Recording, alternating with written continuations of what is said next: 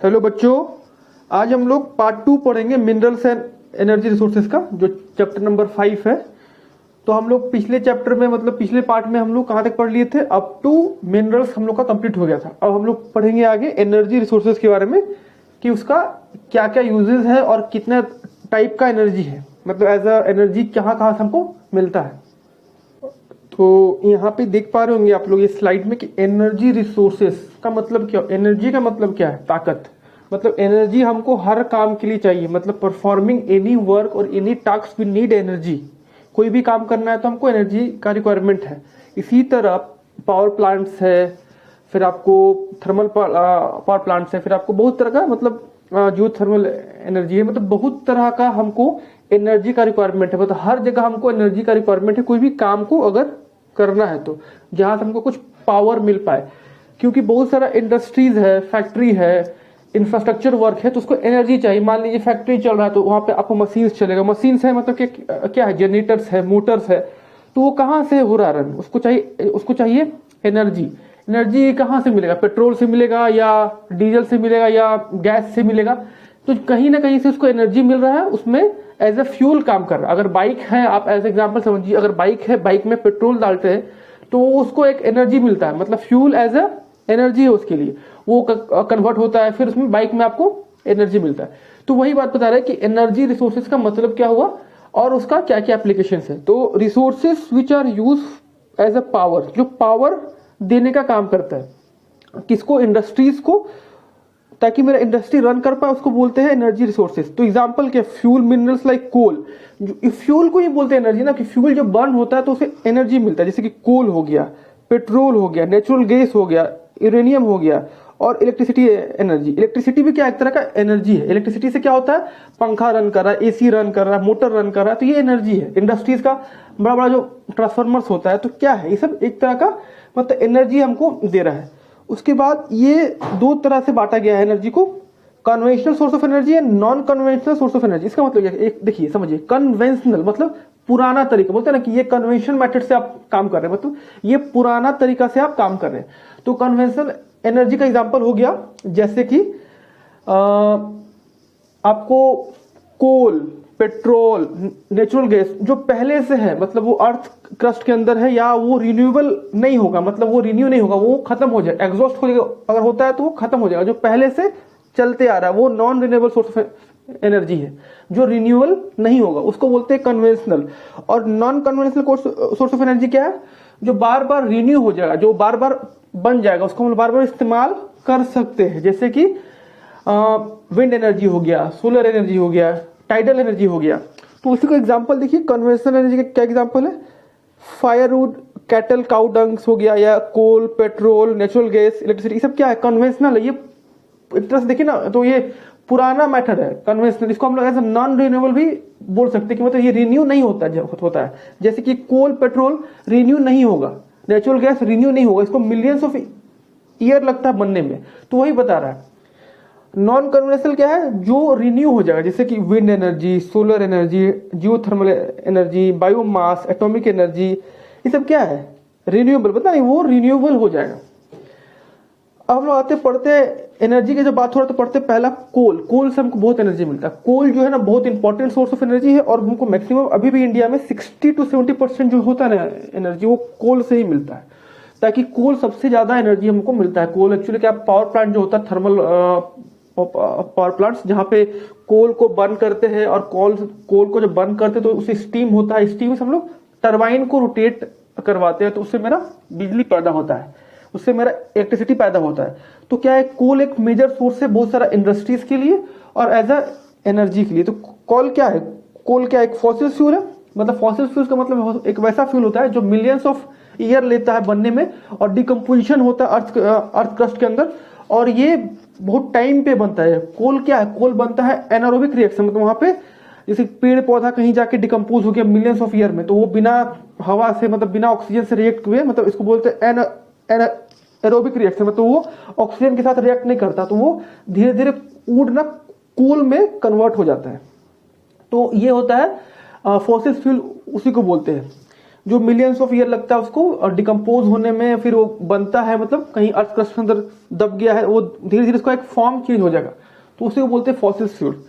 ये कि इसका यूज कहाँ होता है कोल का, तो पावर जनरेशन में होता है use as a thermal power plant. अभी हम बताया आपको कि थर्मल पावर प्लांट में एज अ कोल यूज होता है, और बाकी जगह भी यूज होता है कोल, लेकिन मैक्सिमम यूज इसका पावर प्लांट्स में ही होता है, स्पेशली थर्मल पावर प्लांट में, जहां पे कोल से एनर्जी जनरेट हो रहा है।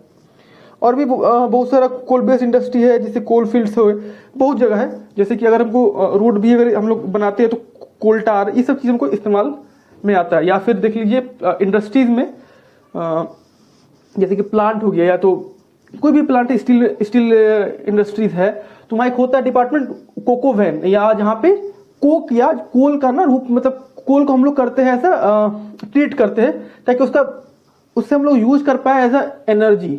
तो कोको वैन हो गया, या कोल का हम लोग वहां पे यूज करते हैं ब्लास्ट फर्नेस में, या मतलब कोल का हम लोग यूज कर रहे हैं एज अ एनर्जी प्रोड्यूसिंग करने में। कोल क्या होता है, coal is form due to compression of plant material. मैंने कहा ना कि प्लांट मटेरियल होना चाहिए, प्लांट मटेरियल जहां आएगा वहां बनेगा कोल, और जहां एनिमल्स आया या डेड बॉडीज है या एनिमल का आया या ह्यूमन बींग का आएगा तो वहां बनेगा पेट्रोल। ये कॉन्सेप्ट सिंपल सा है कि जहां पे प्लांट डिकम्पोज होगा, मिलियंस ऑफ ईयर लगेगा, बिना एनॉर्बिक रिएक्शन होगा, तो वहां पे बनेगा क्या, बिना ऑक्सीजन के हेल्प से, तो वहां बनेगा कोल। लेकिन वही सेम चीज अगर डेड बॉडीज है या कोई मतलब ह्यूमन बॉडी है, या कोई भी मतलब जहां पे प्लांट नहीं है, एनिमल्स है या कुछ भी है, तो वहां पे आपको बने, एनिमल या ह्यूमन बॉडी है तो वहां पे आपको बनेगा पेट्रोल।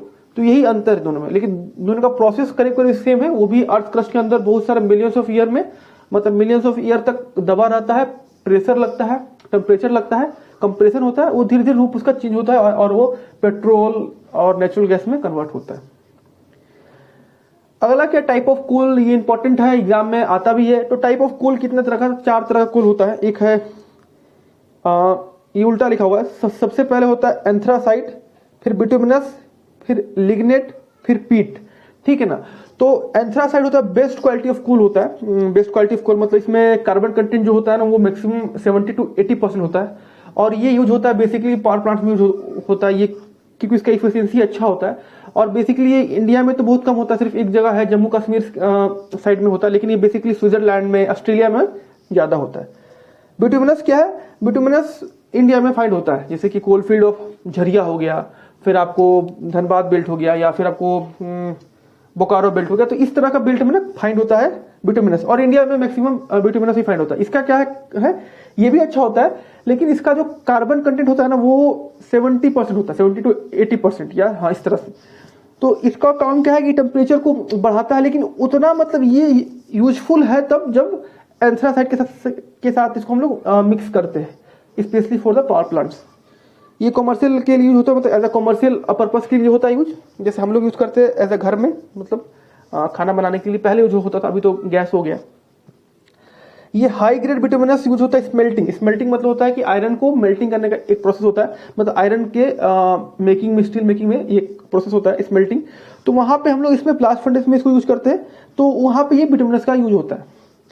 अगला क्या, लिग्नेट, ये बताया ना कि लो ग्रेड कोल है, इसका जो होता है इसमें बहुत ज्यादा हाई मॉइस्चर होता है। जब हाई मॉइस्चर होगा तो इसमें कार्बन कंटेंट कम होगा, जब ये जलेगा तो मैक्सिमम धुआं निकलेगा, उतना एनर्जी इसमें से नहीं निकलेगा। इसका मतलब क्या हुआ, ये उसका क्वालिटी उतना अच्छा नहीं है। तो इसमें क्या होता है, मॉइस्चर होता है, इसका कार्बन कंटेंट वही 50 से 60 होगा, है ना। और बेसिकली कहाँ फाइंड होता है, मेजरली फाइंड होता है लिग्नेट नेवेली इन तमिलनाडु रीजन, और ये जनरेशन होता है, यूज करता है इलेक्ट्रिसिटी के लिए। लेकिन ये सिर्फ लिग्नेट से हम लोग सिर्फ थर्मल पावर प्लांट में यूज नहीं कर सकते, इससे हम लोग सिर्फ बिजली नहीं बना सकते एज ए इलेक्ट्रिसिटी, क्योंकि हमको साथ में ना एंथ्रासाइट का कॉम्बिनेशन चाहिए ताकि हमको एनर्जी ज्यादा मिले और हमको कार्बन कंटेंट मैक्सिमम हो। फिर लास्ट में आता है सबसे जो घटिया बोलते हैं या खराब बोलते हैं, पिट। इसमें सबसे कम होता है कार्बन कंटेंट, 30 से 40%, और इसमें बहुत ज्यादा मॉइस्चर होता है। ये बहुत ज्यादा इसमें धुआं होता है, जब ये जलेगा ना बहुत ज्यादा धुआं निकलेगा, इमिट करेगा, और इसका हीट कैपेसिटी क्या होता है, बहुत लो होता है, ठीक है। अगला देखते हैं पेट्रोलियम, तो के बारे में तो पता ही, हर लोग पेट्रोल यूज करता है। अगर बाइक यूज कर रहा है या कार है तो पेट्रोल, फिर आपको डीजल।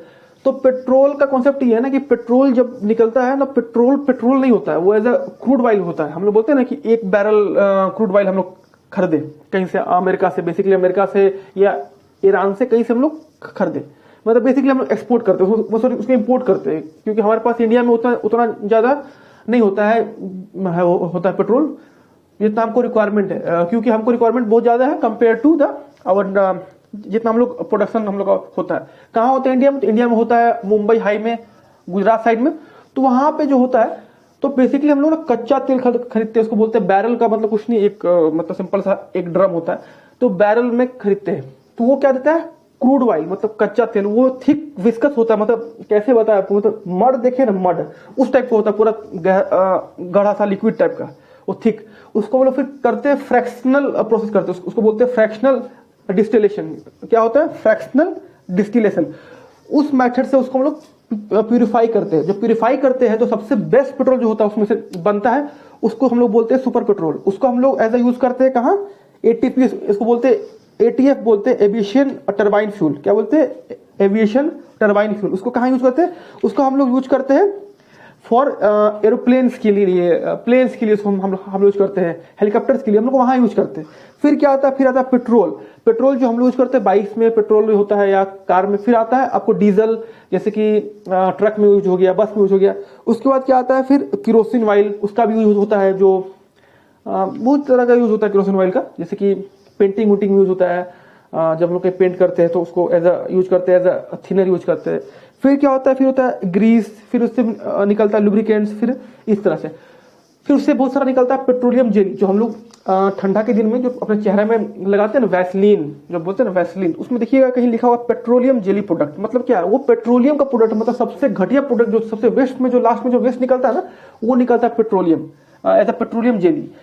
तो उसका मतलब क्या हुआ कि जब हम लोग एक पेट्रोलियम को, मतलब जब हम लोग क्रूड ऑयल को प्यूरिफाई करते हैं, मतलब जब हम लोग कच्चा तेल आता है, जब उसको हम लोग प्यूरिफाई करते हैं फ्रैक्शनल डिस्टिलेशन से, तो उसमें इतना सारा स्टेप होता है और इतना इतना चीज हमको उसमें से मिलता है। पेट्रोल मिलता है, फिर डीजल है, फिर आपको लुब्रिकेंट्स है, फिर आपको ग्रीस है, केरोसिन ऑयल है। इस तरह से उसमें बहुत सारा चीज हमको ऑप्टेंट होता है। जब हमको मिलता है ना, तो उसी को बोलते हैं, वो अलग अलग टेम्परेचर पे इसका ना ये होता है, प्रोसेस होता है, उसको हीट करते हैं। तो इसी से हमको ये सब चीज को मतलब मिलता है। फिर लास्ट में हमको मिलता है वैक्स, उसको बोलते हैं पैराफिन, जो बोलते हैं ना, जो हम लोग जिसे हम लोग ये बनाते हैं कैंडल वैंडल, मतलब इस तरह से वैक्स टाइप का, वो भी हम लोग को इसी से मिलता है। तो इसका मतलब क्या है कि हम लोग बहुत सारा चीज हम लोग को उससे मिलता है एज अ क्रूड ऑयल से, जो हमको बहुत सारा पर्पस के लिए यूज होता है। ठीक है, अब हम लोग आते हैं तो पढ़ते हैं पेट्रोलियम क्या है। पेट्रोलियम को हम लोग बोलते हैं लिक्विड गोल्ड। वो गोल्ड की तरह है, क्योंकि एक तो पेट्रोलियम बहुत कॉस्टली मिलता है जनरली, और पेट्रोलियम हर जगह चाहिए। पेट्रोलियम तो आपको पता ही, हर मतलब चीज में कहीं ना कहीं पेट्रोलियम एज अ एनर्जी देता है हमको, मतलब एज अ एनर्जी की तरह यूज होता है, एज अ फ्यूल। ये क्या है? सेकेंडरी मोस्ट एनर्जी है आफ्टर कोल के बाद, और ये यूज करता है हीटिंग के लिए और लाइटिंग के लिए। ये मशीन में भी यूज होता है, मतलब लुब्रिकेंट्स के लिए, क्योंकि इसी से बनता है लुब्रिकेंट्स भी ना, जो बनता है ना, बोलते हैं ना ये ग्रीस है, लुब्रिकेंट है, तो ये लास्ट स्टेज में जो उसका जो सबसे वेस्ट जो बच जाता है, उससे बनता है ग्रीस या लुब्रिकेंट। बहुत सारा इंडस्ट्रीज में भी होता है use, as a manufacturing industries में। फिर ये पेट्रोलियम को बोलते हैं, जो पेट्रोलियम रिफाइनरी है ना, उसको बोलते हैं नोडल इंडस्ट्री, क्योंकि पेट्रोलियम रिफाइनरी ही में ही होता है वो method fractional distillation. Fractional distillation जो है वो एक तरह का प्रोसेस है, रिफाइनिंग प्रोसेस है, जो क्रूड ऑयल को अच्छा प्रोडक्ट में चेंज कर देता है। मतलब जो क्रूड ऑयल है उसको सुपर पेट्रोल, फिर डीजल, फिर केरोसिन, वैक्स, फिर पेट्रोलियम जेली, जो भी सारा चीज है। तो वही बता रहा है कि ये नोडल इंडस्ट्री है बहुत सारा इंडस्ट्री के, मतलब एज ए, मान लीजिए as a king, as a head है, क्योंकि ये अगर कन्वर्ट नहीं करेगा, अगर ये फिल्टर नहीं करेगा, अगर ये प्यूरिफिकेशन नहीं करेगा, मतलब अगर ये क्या बोले इसको, अगर ये रिफाइन नहीं करेगा, तो फिर बाकी इंडस्ट्रीज को ना तो डीजल मिल पाएगा, ना पेट्रोल मिल पाएगा, ना एटीएफ मिल पाएगा, ना वैसलीन मिल पाएगा। तो इस तरह से इसको बोलते हैं ये हेड है, ये ताकि सबको एनर्जी देता है, मतलब सबको अलग अलग फॉर्म में ना इसका प्रोडक्ट यूज होता है। और यहाँ तक कि ये सिंथेटिक फाइबर बनाने में काम होता है, मतलब टेक्सटाइल भी इससे बनता है, कपड़ा वपड़ा। फिर फर्टिलाइजर्स इंडस्ट्री में यूज होता है, केमिकल इंडस्ट्री में यूज होता है, इसका बहुत जगह यूज है, इसीलिए इसको बोलते हैं एज अ किंग और एज अ नोडल, मतलब हेड। तो बेसिकली पेट्रोल कैसे फाइंड होता है, मतलब ये एंटी क्लेंस एंड फॉल्ट। जो फॉल्ट बताया था कि फट गया है जैसे कि रॉक कहीं से ब्रेक हो गया है या कहीं से दबा हुआ है, तो उस फॉल्ट का मतलब होता है कि इसमें कुछ क्रैक्स एंड फॉल्ट आना, मतलब उसमें मिलता है ये पेट्रोलियम जेली। और पेट्रोलियम जेली इसको बोलते हैं क्रूड ऑयल, वही। तो जस्ट क्रूड ऑयल से पहले एक बोलते हैं सेल गैस, वो भी इसी में मिलता है, क्योंकि जहां जहां पे पेट्रोल होगा वहां उसके ऊपर में गैस होगा, ये कंफर्म है। तो वही मिलता है गैस, वो किसी ना किसी पत्थर में स्टोर होगा या ट्रैप होगा, तो उसको हम लोग पाइपिंग से निकालते हैं या ड्रिलिंग करके। और ये मतलब ये बेसिकली टर्सरी एज में बना है, बहुत पहले बनता है रॉक फॉर्मेशन, अभी नहीं बन रही है कि ये मिलियंस ऑफ ईयर लगा है बनने में। और इंडिया में कहा है 63% इंडिया में कहाँ से आता है, मैंने बताया ना अभी, मुंबई हाई में एक तरह मतलब ये एक मुंबई में एक जगह है मुंबई हाई जहाँ पे पेट्रोल निकलता है। 18% गुजरात में, 16% असम में। और मेजर ऑयल फील्ड्स कौन कौन सा है, महाराष्ट्र में है मुंबई हाई, दिग्बोई असम में है, मोरन हुगरियन असम में है, फिर नहर खटिया असम में है, फिर आपको अनकेलेश्वर कहाँ है गुजरात में। तो ये सब मेजर ऑयल फील्ड्स है कहाँ कहाँ इंडिया में। अगला क्या है, नेचुरल गैस। तो नेचुरल गैस तो पता है कितना इंपॉर्टेंट है, एज ए एलपीजी यूज करते हैं, liquefied petroleum gas, as a CNG use करते हैं, कंप्रेस्ड नेचुरल गैस, या हमको अपने कार में भी आजकल होता है use as a CNG. LPG use करते हैं हम लोग जो घर में यूज करते हैं खाना बनाने के लिए। तो वही बता रहे कि ये बहुत इंपॉर्टेंट एनर्जी सोर्स है और ये क्लीन एनर्जी सोर्स है, मतलब इससे उतना पोल्यूशन नहीं निकलता, ये एनवायरमेंट फ्रेंडली है और ये लो कार्बन डाइऑक्साइड इमिट करता है। और ये कहीं ना कहीं मेरा पेट्रोकेमिकल इंडस्ट्री के लिए रॉ मटेरियल है, क्योंकि गैस का यूज बहुत जगह होता है, as a industry as a gas बहुत जगह हम लोग यूज करते हैं। और ये पॉपुलर है सीएनजी व्हीकल में, इस तरह से बहुत जगह इसका यूज होता है। बेसिकली मीथेन होता है, CH4 जो होता है, इस तरह से हम लोग उसको यूज करते हैं। ये कहाँ का है इसका, बेसिकली इसका जो रिजर्व है कहाँ का है, कृष्णा गोदावरी बेसिन है, मुंबई हाई है, गल्फ ऑफ कैम्बे है, अंडमान एंड निकोबार आइलैंड्स। तो ये सब कहाँ कहाँ इसका रिजर्व है, वही इसको बताना चाह रहा है। और ये कहीं ना कहीं इको फ्रेंडली भी है। और मेजर गैस पाइपलाइंस कहाँ कहाँ है, तो हाजीरा बीजापुर जगदीशपुर में इसका है, HBG के नाम से जानते हैं पाइपलाइन से, जो पूरे कंट्री में फैला हुआ है। फिर मुंबई हाई एंड बसीन, जगह का नाम है मुंबई हाई एंड बसीन विथ फर्टिलाइजर्स करके, पावर एंड इंडस्ट्री में। तो ये से कहाँ कहाँ इसका पाइपलाइन से जो एक्सपेंड किया हुआ है, ये बता रहा है कि देखिए कोल, नेचुरल गैस और ऑयल का कहाँ कहाँ ये आपको डिस्ट्रीब्यूशन है, वही बताना चाह रहा है कि पाइपलाइन यहाँ से यहाँ तक है। वो ये मैप है आपके एनसीईआरटी बुक में है और आपको ये चीज समझ आ जाएगा। फिर इलेक्ट्रिसिटी भी क्या एक तरह का एनर्जी दे रहा है, मतलब इलेक्ट्रिसिटी भी इतना इंपॉर्टेंट है जो हमको एनर्जी मिलता है उससे। जैसे कि एसी रन करना या पंखा रन करना या कहीं का इंडस्ट्रीज में कहीं मोटर है, जनरेटर है, तो इससे बिजली से ना वो रन होता है। तो एज ए इलेक्ट्रिसिटी भी क्या है, एज ए एनर्जी सोर्स है। तो ये बहुत पर्पस के लिए यूज होता है, ये तो हमारा डे टू डे लाइफ में यूज हो रहा है हर जगह। फिर पर कैपिटा कंजप्शन जो बोलते हैं, ऐसे बोलते हैं ना पर कैपिटा इनकम, उस तरह से पर कैपिटा कंजप्शन होता है किसका, इलेक्ट्रिसिटी का, जो बहुत बढ़ गया है। पहले जब 1951 में या उस टाइम 1950 में, जब 1950s में जब देश आजाद हुआ, तो उस टाइम में जितना था अभी उसके कंपेयर में बहुत ज्यादा, मतलब सीरियसली मतलब बहुत ज्यादा बढ़ गया। मतलब उनको एग्जैक्ट फिगर याद नहीं है, लेकिन बहुत ज्यादा बढ़ गया। उस समय लोग के पास ना पंखा होता था, ना एसी, ना कूलर, ना टीवी। अभी इतना ज्यादा हो गया है कि इतना ज्यादा बढ़ गया है कि कोई हिसाब नहीं। मतलब पर कंजप्शन जो बोलता है ना, अभी खासकर स्पेशली अभी गर्मी में कितना गीगा टन इसका ना, सॉरी ये मेगावाट बढ़ गया है। इसलिए बढ़ गया है क्योंकि गर्मी में और ऐसे भी आजकल लोग ना कंफर्ट खोजता है, लोग का स्टैंडर्ड ऑफ लिविंग हाई हो गया है। तो एसी, पंखा, कूलर, बल्ब है, बहुत सारा इंडस्ट्री तो है, तो इसके चलते ना बहुत सारा फ्रिज, टीवी, तो इतना ज्यादा यूज हो रहा है कि इलेक्ट्रिसिटी का डिमांड जो है ना पर कंजप्शन, मतलब पर कैपिटा कंजप्शन जो है वो मेरा बढ़ गया, वही बताना चाह रहा है। इलेक्ट्रिसिटी बेसिकली दो तरह से होता है जनरेट, मतलब दो तरह से, मतलब एक हो गया कि बाय रनिंग वाटर, मतलब इसको बोलते हैं हाइड्रो इलेक्ट्रिसिटी। हाइड्रो इलेक्ट्रिसिटी का मतलब क्या होगा कि टरबाइन पे पानी को डाले और उससे मेरा टरबाइन रोटेट हो गया, उससे मेरा बिजली पैदा हो गया। सिंपल सा कॉन्सेप्ट है कि बिजली पैदा करने के लिए हमको बस सिर्फ टरबाइन को ना रोटेट कराना है।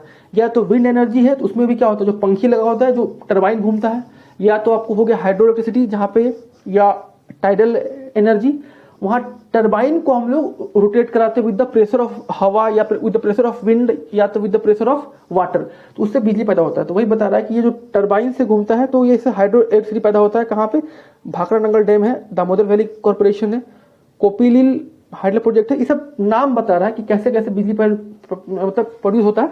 हाइड्रो इलेक्ट्रिसिटी मेथड है, फिर आपको न्यूक्लियर पावर प्लांट्स भी है, तो इस तरह से बिजली पैदा होता है। फिर आपको क्या, बर्निंग फॉसिल फ्यूल्स को भी बर्निंग करने से बिजली पैदा होता है। जैसे कि पेट्रोल है, नेचुरल गैस है, तो कोल है, तो ये सबसे भी ना बर्न करेंगे तो इससे कोई एनर्जी मिलेगा। जो एनर्जी मिलेगा उससे मेरा टरबाइन घूमेगा, तो उससे मेरा बिजली पैदा होगा। इसका एग्जाम्पल क्या है, सिंगरौली में है, नमप्रू में है, रामगुंदम है, तलचर, तो ये सब जगह का नाम है जहां जहां पावर प्लांट्स लगा हुआ है और जहां जहां ये बिजली पैदा होता है। अगला क्या है, वही non conventional source of energy. अब अभी पढ़े थे हम लोग कन्वेंशनल मतलब पहले वाला, जैसे कि कोल से, पेट्रोल से, नेचुरल गैस से। अब क्या हो गया नॉन कन्वेंशनल। नॉन कन्वेंशनल का मतलब क्या हो गया कि जो नया तरीका है जो रिन्यू हो जाएगा, जैसे कि solar energy, wind energy, nuclear power plants हो गए, न्यूक्लियर एनर्जी, बायोगैस, ये सब क्या है मेरा रिन्यू हो जाएगा। तो इसमें क्वेश्चन भी बोला कि why should we promote and use renewable source of energy. पहला बात इसलिए कि रिन्यूएबल सोर्स ऑफ एनर्जी अगर हम लोग यूज करेंगे तो ये इन्वायरमेंट के लिए अच्छा है, इको फ्रेंडली है और ये रिन्यू हो जाएगा और ये इन्वायरमेंट को उतना नुकसान भी नहीं पहुंचाता। इसको बोलते हैं इको फ्रेंडली फ्यूल। ये ग्रीन फ्यूल है, ये इन्वायरमेंट को उतना नुकसान नहीं पहुंचाता है और ये बार बार मतलब पैदा हो जाएगा, मतलब ये रिन्यू हो जाएगा और ये मतलब सस्ता भी है उसके कंपेयर में। तो वही बोल रहा है कि इसमें क्या है कि फॉसिल फ्यूल का शॉर्टेज मेरा खत्म हो जाएगा, जो है पहले वाला कि कोल खत्म हो रहा है, इसमें वैसा कुछ नहीं है। पेट्रोल का दाम बढ़ रहा है, इसमें ऐसा कुछ नहीं क्योंकि सोलर का कोई कॉस्ट नहीं होता, मतलब धूप तो फ्री मिलता है, विंड फ्री मिल रहा है, हाइड्रो इलेक्ट्रिसिटी क्या है। तो इस तरह से बता रहा है कि इसमें हाँ लगाने का कॉस्ट लगेगा लेकिन ये सब चीज क्या वन टाइम इन्वेस्टमेंट है। तो वही बता रहा है कि इसमें वैसा झंझट नहीं है कि शॉर्टेज हो गया तो दाम बढ़ गया और मेरा इन्वायरमेंट को भी के लिए भी अच्छा है। जैसे कि न्यूक्लियर पावर प्लांट या एटॉमिक एनर्जी, इसमें क्या होता है यूरेनियम और थोरियम, दो तरह का इसका रॉ मटेरियल होता है जिसको इनरीच करते हैं और मेरा पावर प्लांट सॉरी मेरा न्यूक्लियर पावर प्लांट में यूज होता है, उससे मेरा एनर्जी पैदा होता है, उससे मेरा टरबाइन रोटेट करता है। तो ये बहुत अच्छा मतलब है एनर्जी, लेकिन इसमें बहुत ज्यादा रिस्क भी होता है। माना कुछ ऐसा हो गया, मतलब ब्लास्ट हो गया या कुछ मेरा घटा, तो इसके लिए नेचुरल इसमें हजार हो जाएगा। फिर भी लेकिन लोग यूज कर रहा है, ये कहीं ना कहीं मतलब अच्छा सोर्स ऑफ एनर्जी है, मतलब नॉन कन्वेंशनल। तो इसमें कैसे करते हैं हम लोग, अल्टरिंग करते हैं स्ट्रक्चर ऑफ एटम को। स्ट्रक्चर ऑफ एटम को मतलब कुछ नहीं, इसमें यूरेनियम को बम्बार्ड कराते हैं, ठीक है ना। तो वही बता रहा है कि यूरेनियम को किस तरह से बम्बार्ड होता है, 92U92 होता है, उसको किस तरह से हम लोग बम्बार्ड कराते हैं न्यूट्रॉन से, जो एनर्जी निकलता है। तो वही बता रहा है कि ये जो है, ये जो आपको है अल्टरिंग ऑफ एटम्स, वही इससे बहुत ज्यादा हीट एनर्जी होता है, हीट एनर्जी और लाइट एनर्जी निकलता है, जो भी हीट एनर्जी बेसिकली निकलता है और उस हीट को हम लोग यूज करते हैं electric power as a turbine के लिए, ताकि मेरा उससे बिजली पैदा हो सके। जैसे यूरियम और थोरियम इसका फ्यूल होता है, जो झारखंड में पाया जाता है मैक्सिमम, झारखंड में and Aravalli range of Rajasthan, ये दो जगह में बहुत ज्यादा पाया जाता है थोरियम एंड ये यूरेनियम। ये क्या है, इसका रॉ मटेरियल है, इसके बिना नहीं हो सकता। फिर एक है monazite Sands in Kerala rich of thorium, मतलब ये एक जगह का नाम है जो ये मोनाजाइट सैंड है जहाँ पे थोरियम उसमें मैक्सिमम पाया जाता है। और मेजर न्यूक्लियर प्लांट्स कौन कौन है इंडिया में, तो ये कुंदमकुलम है, फिर रावत भाटा है, नरोरा, तारापुर, फिर कारापाड़ा, कैगा, कल्पाकम, ये सब नाम है जगह जगह का, मतलब जहाँ जहाँ पे न्यूक्लियर पावर प्लांट है। स्पेशली तो तारापुर जो है शायद महाराष्ट्र में है, जो सबसे पहला पावर प्लांट था न्यूक्लियर पावर प्लांट। तो बेसिकली न्यूक्लियर पावर प्लांट जो है ना वो नॉन कन्वेंशनल एनर्जी है, लेकिन बहुत अच्छा होता है, मतलब इससे बहुत ज्यादा एनर्जी निकलता है और ये एनवायरमेंट फ्रेंडली भी है, लेकिन इसका कॉन्सिक्वेंस भी, इसका हजार्ड भी है। हाँ, ये बता रहा कहाँ कहाँ आपको nuclear and thermal power plant है इंडिया में, ये देखिए कहाँ कहाँ है, ये वही बता रहा है। सोलर एनर्जी, तो सोलर एनर्जी के बारे में बताने का क्या जरूरत है कि उसमें तो आप समझ रहे कि सोलर क्या होता है कि उसमें सोलर प्लेट लगा हुआ है, उसमें फोटोवोल्टाइक सेल होता है जो चेंज करता है सोलर एनर्जी को इलेक्ट्रिसिटी में। तो ये सब क्या है कि सोलर एनर्जी क्या नॉन कन्वेंशनल है, मतलब वो पुराना मेथड नहीं है, ये नया मेथड है और ये रिन्यूएबल सोर्स ऑफ एनर्जी। इसमें क्या होता है फोटोवोल्टाइक सेल लगा, वही टेक्नोलॉजी है जो सोलर एनर्जी को इलेक्ट्रिसिटी में चेंज करता है। और ऐसे भी इंडिया जो है ना वो ट्रॉपिकल कंट्री, ट्रॉपिकल का मतलब कि ट्रॉपिक ऑफ कैंसर या इक्वेटर के पास से पास हुआ है, तो यहाँ पे हीट हमेशा रहता है, मतलब ये सन यहाँ पे टेम्परेचर हमेशा हाई होता है, इसलिए ये बहुत अच्छा है। और इसके पास इनॉर्मस पॉसिबिलिटीज है हमारे पास, ताकि हम सोलर एनर्जी को ट्रैप कर सके और हमको उससे सोलर एनर्जी बना सके। और ये क्या होता है, ये मेरा इको फ्रेंडली भी है, इन्वायरमेंट फ्रेंडली भी है, कॉस्ट भी कम है इसका। और ताकि ये इससे मेरा ये फायदा होगा कि इससे मेरा रूरल जो हाउस होल्ड है जहाँ पे हम लोग यूज कर सके गांव में, ताकि मेरा वहाँ पे मतलब कोयला उइला का जो होता है जो बर्न करते हैं उससे मेरा धुआं निकलता है, उससे मेरा बच पाए। उससे बहुत तरह का डिजीज भी होता है, खासकर जो खाना बनाती है औरत, उससे अस्थमा हो जाता है, तो उससे हम लोग भी उससे भी एक तरह से बच पाएंगे और मेरा इन्वायरमेंट भी अच्छा रहेगा। और ये इन्वायरमेंट के लिए भी अच्छा है कहीं ना कहीं। और सोलर एनर्जी का जो सबसे लार्जेस्ट प्लांट है वो मधुपुर नियर भुज गुजरात में है। क्योंकि गुजरात में भी मैक्सिमम सन रे आता है, मतलब ट्रॉपिकल एरिया पड़ता है, वो मैक्सिमम वहाँ पे आता है धूप, तो एक भी फैक्टर है। और वहाँ पे बहुत सारे एरिया खाली भी, मतलब खाली इन द सेंस कि जहाँ पे हम लोग प्लांट बैठा सकते हैं।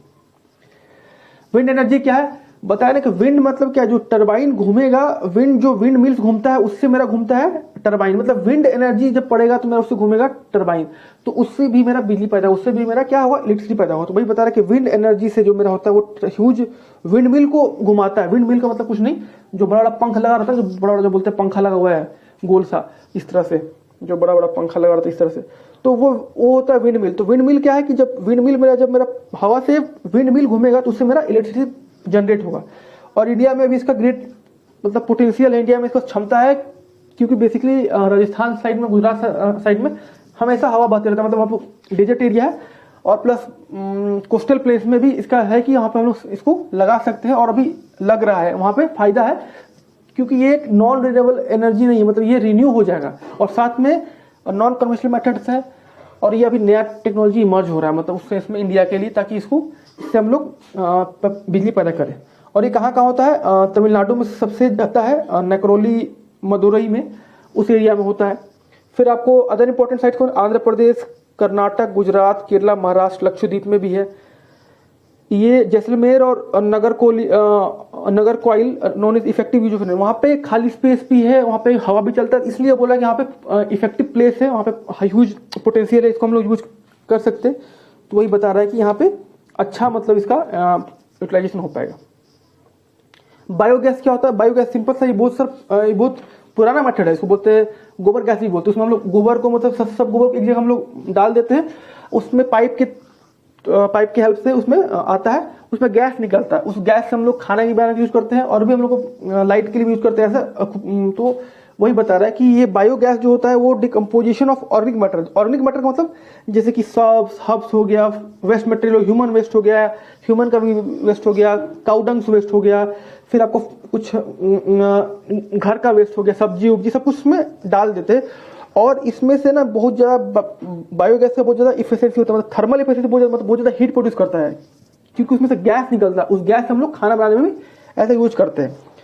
मतलब केरोसिन ऑयल के कंपेयर में इसमें बहुत ज़्यादा इसमें होता है थर्मल एनर्जी, क्योंकि ये गैस की फॉर्म में आता है। ये डोमेस्टिक के लिए यूज होता है, मतलब एज अ डोमेस्टिक पर्पज के लिए होता है यूज, खासकर रूरल एरिया में जो गाँव है, इसमें काउ डंग जो होता है, कैटल डंग होता है, उससे मैक्सिमम उसी का होता है, मतलब जो काउ डंग होता है ना, मैक्सिमम उसी में होता है। वो एक टैंक होता है, उसमें हम लोग सब गोबर, ह्यूमन वेस्ट जो भी है, ह्यूमन वेस्ट भी बेसिकली इसमें काउ डंग वेस्ट होता है, मतलब एनिमल वेस्ट होता है, घर का कचरा होता है, सब्जी उब्जी जो भी है, फार्म का, खेत का, सब उसमें हम लोग डाल देते हैं, और वो डिकम्पोज होकर उससे गैस निकलता है, उस गैस से हम लोग खाना भी बनाते हैं एज अ गैस पे, और साथ में उसमें से गैस निकलता है, और साथ में सबसे बड़ा बात कि इससे हम लोग लाइट वेट भी हम लोग इस्तेमाल करते हैं जलाने में। तो ये बेसिकली इसका नाम है गोबर गैस प्लांट, क्योंकि इसमें हम लोग गोबर यूज करते हैं, वही जो काउ डंग है, और ये बहुत अच्छा फॉर्म ऑफ एनर्जी है। और बाद में जो बच जाता है उसमें से काउ डंग जो वेस्ट, उस वेस्ट को हम लोग निकाल के एज ए मैन्योर यूज करते हैं, मतलब एज ए खाद यूज करते हैं खेत में, क्योंकि वो खाद के रूप में मतलब खाद के रूप में भी बहुत अच्छा से यूज होता है, क्योंकि वो मैन्योर बन जाता है ना, क्योंकि धीरे धीरे सड़ते सड़ते वो डिकम्पोज होकर बहुत अच्छा खाद बन जाता है। और बाकी उससे जब तक खाद बनता है उससे हम लोग ये इस्तेमाल कर लेते हैं एज अ गैस, गोबर गैस, तो उससे हम लोग को खाना वाना पकाने में, हाउस होल्ड में यूज होता है। इसका फायदा ये है कि हम लोग पेड़ को काटना नहीं पड़ता है, एक तो हम लोग फिर पेड़ काट के उससे लकड़ी से हम लोग क्या करते हैं एज ए एनर्जी यूज करते हैं, मतलब लकड़ी को काट के उससे हम लोग फायरवुड यूज करते हैं, मतलब उससे हम लोग लकड़ी से हम लोग आग लगाते हैं, मतलब खाना बनाते हैं। तो उससे तो अच्छा है ना कि हमारा इन्वायरमेंट भी सेफ हो गया और मेरा इको फ्रेंडली भी है। देखिए जियो थर्मल एनर्जी क्या होता है, जियो प्लस थर्मल प्लस एनर्जी। जियो का मतलब बेसिकली क्या, अर्थ के अंदर थर्मल, मतलब अर्थ के अंदर जो भी हीट प्रोड्यूस हो रहा है, मतलब अर्थ क्रस्ट के अंदर देखिए क्या, it refer to the heat and electricity produce by using heat from interior of earth. Earth के अंदर क्या मैग्मा है, लावा है, तो अर्थ के अंदर जो हीट प्रोड्यूस हो रहा है उस हीट को हम लोग यूज करते हैं as a energy, thermal energy, ताकि उससे बिजली पैदा कर सकते हैं एज ए इलेक्ट्रिसिटी।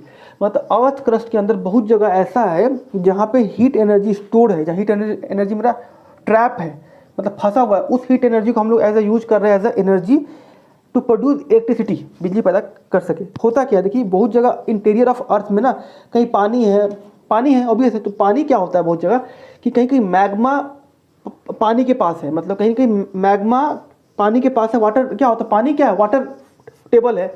तो वाटर अगर टेबल है तो पानी, मान लीजिए अंदर पानी है और नीचे मेरा मैग्मा है, तो वाटर हीट हो रहा है, धीरे धीरे वाटर हीट हो रहा है, लास्ट में इतना हीट हो जाता है कि उसके हेल्प से ना हम टरबाइन रोटेट कर देते हैं और उससे हम बिजली पैदा कर लेते हैं। मतलब वही काम जो हम लोग एनर्जी से कर रहे थे, कोयला से पानी गर्म करते थे, उसे स्टीम बनाते थे, वो मैग्मा से हीट होकर वाटर इतना हीट हो जा रहा है कि वो इंटीरियर के अर्थ जो मैग्मा है उससे इतना हीट होता है कि वो जो अर्थ में क्या फॉल्ट है, फॉल्ट मतलब क्या, कहीं से क्रैक्स है, फॉल्ट है, वो फॉल्ट और क्रैक जो है वहाँ से हीट एनर्जी हल्का हल्का निकलता है। स्प्रिंग जैसे बोलते हैं, स्प्रिंग निकल रहा है या गीजर पानी बाहर आ रहा है, वो पानी बहुत गर्म होता है, पूरा हीट के फॉर्म में स्टीम निकलता है उसमें।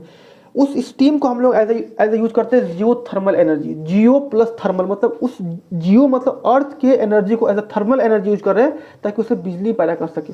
ये कहाँ पे है, मणिकरण हिमाचल प्रदेश में हुआ है हमारे देश में, और पुगा वैली लद्दाख। ये दो जगह इंडिया में ऐसा है जहाँ पे ना मैग्मा से, जो भी अर्थ क्रस्ट के अंदर है, मैग्मा से या लावा से हीट के अंदर से जो अंदर से हीट आ रहा है, उससे मेरा पानी गर्म हो जा रहा है, और वो पानी गर्म जो हो जा रहा है उस पानी एज ए स्प्रिंकल या एज ए गीजर इतना स्टीम उसमें आ रहा है, स्टीम इसमें इतना भाप बन रहा है, उस स्टीम को हम ऐसा यूज करते हैं जियोथर्मल एनर्जी में, मतलब उसको हम लोग यूज कर पा रहे हैं। मतलब ऐसा इसलिए हो रहा है क्योंकि बहुत जगह अर्थ में फॉल्ट्स हैं, क्रैक्स है, तो उससे मेरा बाहर आ रहा है एनर्जी, सेम उस एनर्जी को हम यूज कर पा रहे हैं। वही बोल रहा है कि जो एनर्जी मेरा ट्रैप है अर्थ के अंदर, उस एनर्जी को हम लोग यूज करते हैं एज ए इलेक्ट्रिसिटी प्रोड्यूस करने में। It refer to the heat and electricity produce by using heat from the earth. वही बात है इंटीरियर। हाउ जियोथर्मल जनरेट, अब देखिए कैसे होता है जनरेट। अर्थ ग्रो प्रोग्रेसिवली हॉटर, मतलब अर्थ क्या है कि अंदर आप जैसे जाइएगा ना तो गर्म होते जाएगा, क्योंकि अर्थ के अंदर लावा मैग्मा है। अभी अर्थ, अब जैसे अर्थ का मतलब अर्थ के अंदर जाइएगा तो वो गर्म होते जाएगा।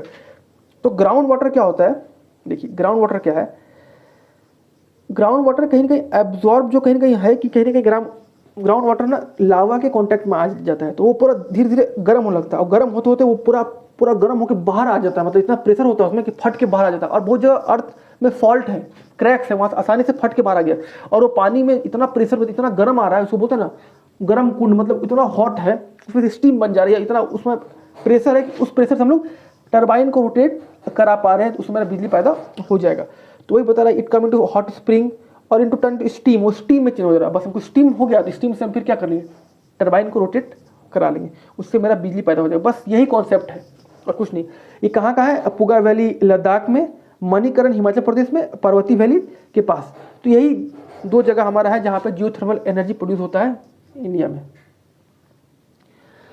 अब देखेंगे उससे पहले कि इंपॉर्टेंस ऑफ एनर्जी से पहले हम लोग एक चीज़ पढ़ेंगे, टाइडल एनर्जी। टाइडल एनर्जी क्या होता है ना कि दो बार आता हाई टाइड, बोलते हैं ना समुंदर में दो बार आता हाई टाइड।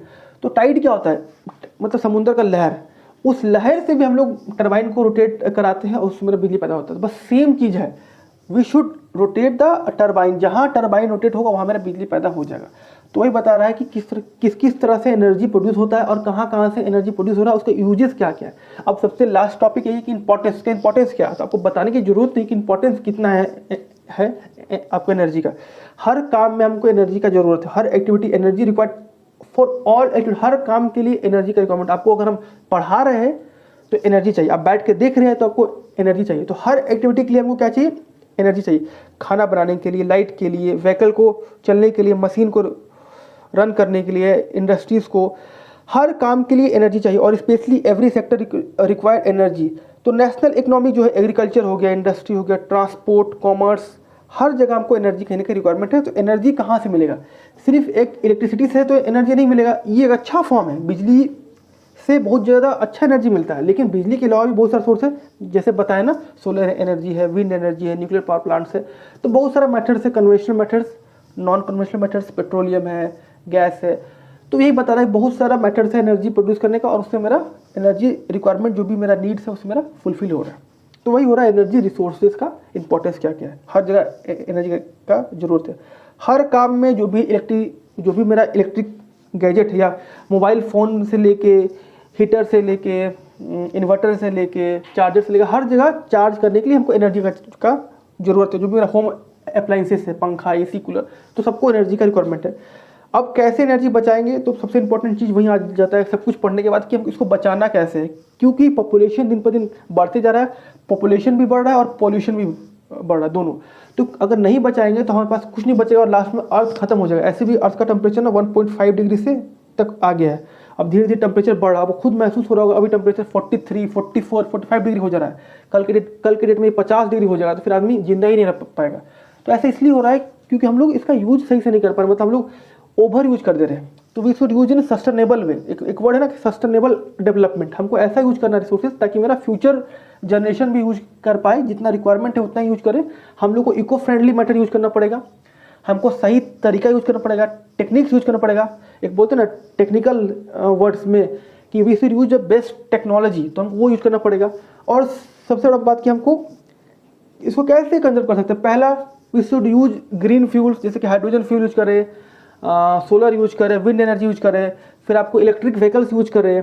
और क्या यूज कर सकते हैं, फिर आपको हम लोग अभी नया नया टेक्नोलॉजी आ गया है, तो वो सब यूज करें कंपेयर टू गैस और नेचुरल गैस के कंपेयर में ये सब यूज करें। या फिर हम लोग इसकी यूज में, पेट्रोलियम की यूज में या सीएनजी छोड़ के हम लोग हरा भरा, मतलब जो बोलते हैं ना हाइड्रोजन फ्यूल, फिर आपको एनर्जी फ्यूल जो होता है as a green fuel use करें, इको फ्रेंडली यूज करें, विंड एनर्जी यूज करें, इलेक्ट्रिक व्हीकल यूज करें, सोलर एनर्जी। तो इस तरह से मेरा बचेगा।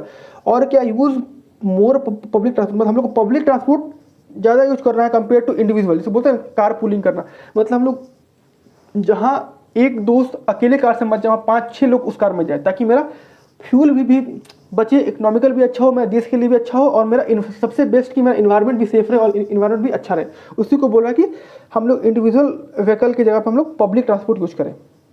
हम लोग जहाँ जाए स्विच ऑफ कर दे इलेक्ट्रिक डिवाइस, पंखा, लाइट, हर जगह।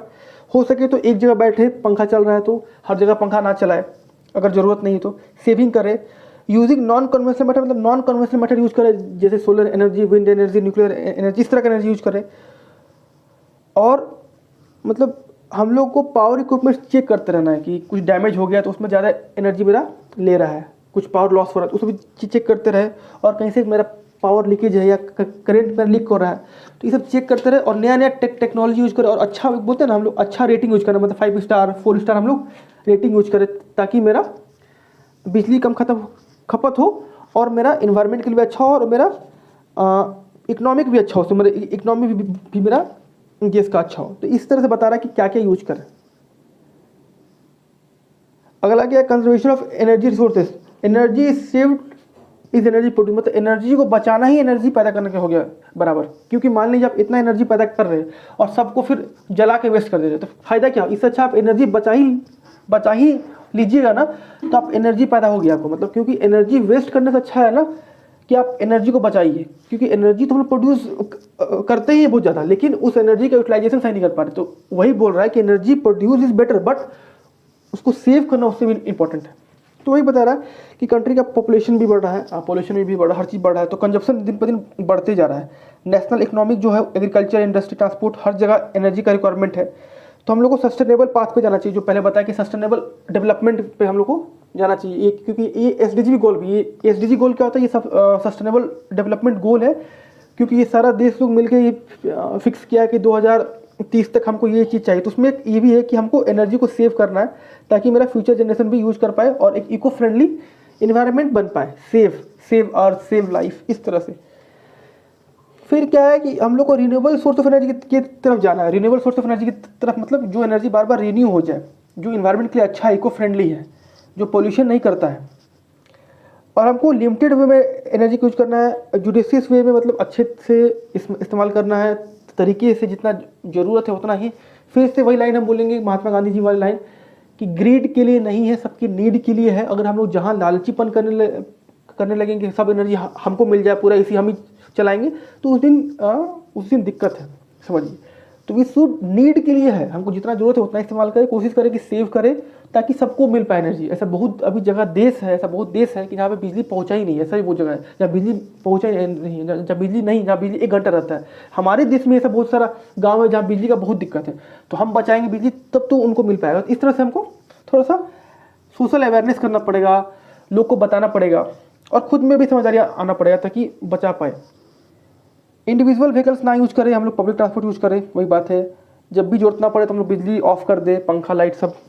पावर सेविंग डिवाइस यूज करें, मतलब बोलते हैं 5 स्टार रेटिंग। बीई होता है, बीई होता है जो ब्यूरो ऑफ एनर्जी एफिशिएंसी को बोलते हैं। ये क्या है बीई, क्या है ये ब्यूरो ऑफ एनर्जी एफिशिएंसी है कि बिजली हम लोग इस्तेमाल जो कर रहे हैं, जो भी हमारा डिवाइसेस है 5 स्टार रेटिंग है या 3 स्टार हम लोग इस्तेमाल करते हैं कि मेरा बिजली का कंजप्शन कम हो, ठीक है। फिर नॉन कन्वेंशनल मेथड यूज करें, वही बात है जो बार बार एनर्जी रिन्यू हो जाए। और thank you for this class. ये क्लास खत्म होता है पार्ट 2 और ये पूरा पूरा चैप्टर आपका यहीं पे खत्म हो गया। अब इस चैप्टर में ऐसा कुछ और नहीं होगा ऑलमोस्ट। ये हमारा ऐप है जहाँ पे हम लोग लाइव आ चुके हैं, उस पर बहुत सारा कोर्सेज है, पेड कोर्सेज है, अनपेड कोर्सेज है, आप देख सकते हैं। यही ऐप का आपको ये लेआउट है, देखिए ऐसा ही ऐप हम लोग को दिखता है।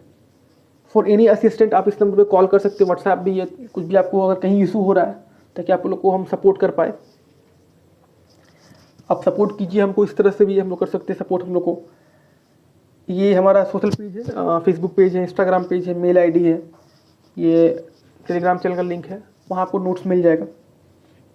ये टेलीग्राम चैनल का लिंक है, आप इसको ज्वाइन कर सकते हैं, इस पर आपको नोट्स मिल जाएगा या जो भी पीपीटी होता है आप उसको देख सकते हैं। तो थैंक यू फॉर वॉचिंग। और कोई भी इशू है, क्वेरी है तो प्लीज़ आप कमेंट कीजिए ताकि उसको हम लोग देखें और आपको बता पाए। तो थैंक यू।